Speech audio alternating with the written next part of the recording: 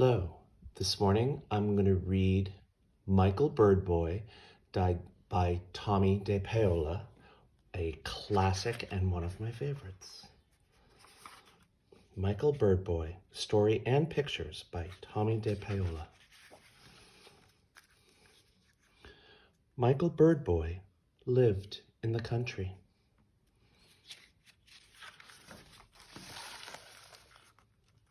Every day was the same. He woke up and washed his face.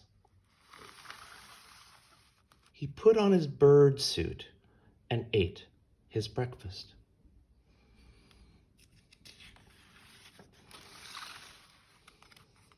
Then Michael Birdboy did his work.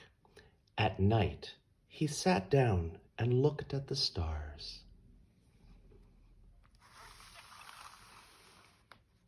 And every day was different.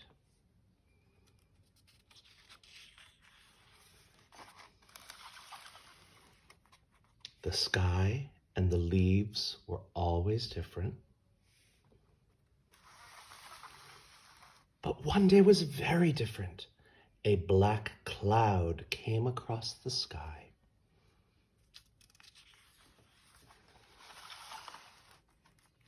And when night came, Michael Birdboy couldn't see the moon or the stars.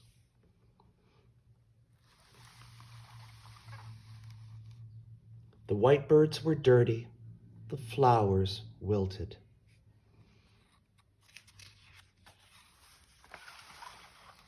So he packed up his suitcase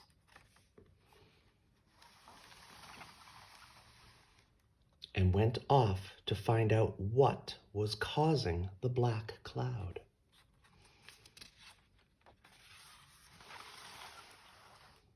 He walked and walked until he came to the city. And there he saw it.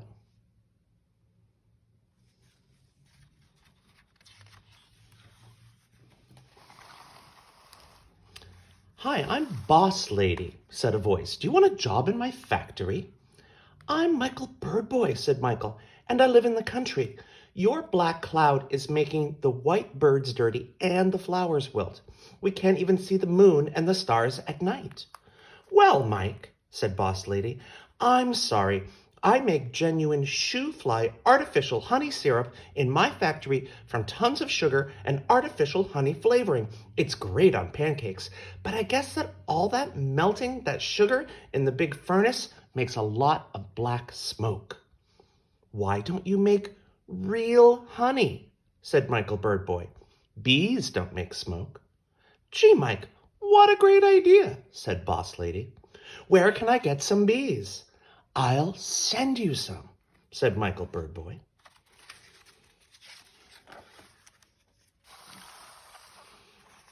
So Michael Birdboy went back to the country and sent Boss Lady some bees. She shut off her furnace and started to make real honey.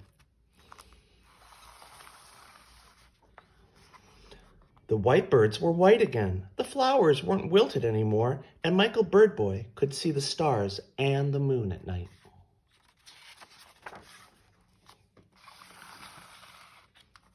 One day the telephone rang. "Hello, Mike, this is Boss Lady. I have a terrible problem.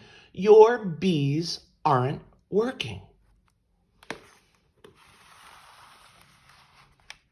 So Michael Birdboy went all the way back to Boss Lady's factory. She was waiting for him.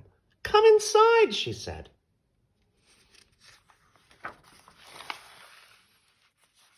"Look, no honey," she said, pointing to the rows of empty jars.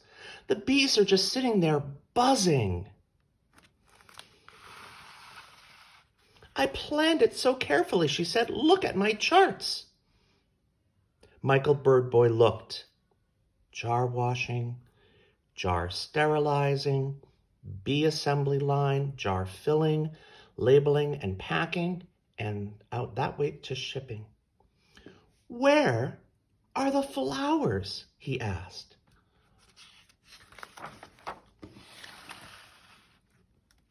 "Flowers?" said Boss Lady. "Bees need flowers and hives, said Michael Bird Boy. Bees plus flowers plus hive.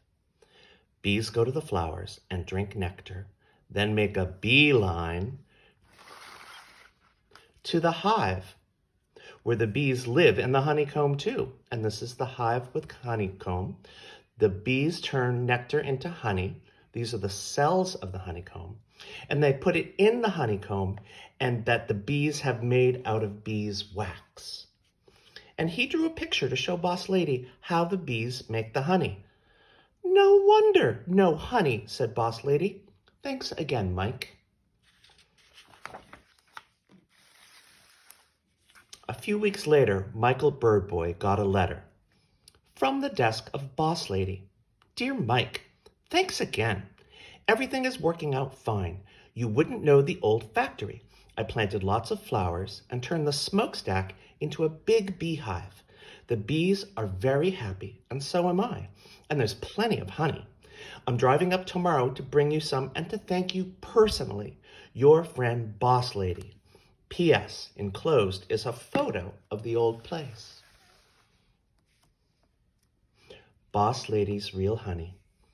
Boss Lady's Real Honey. For Mike, love, Boss Lady.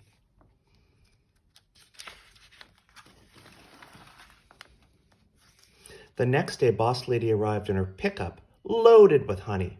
Oh, good, said Michael Bird Boy. I'll bake us a honey cake. And he did, while Boss Lady told him all the details. Then they had a party.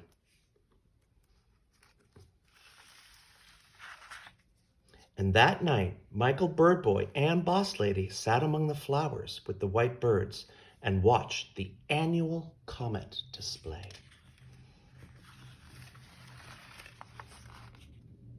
Good night.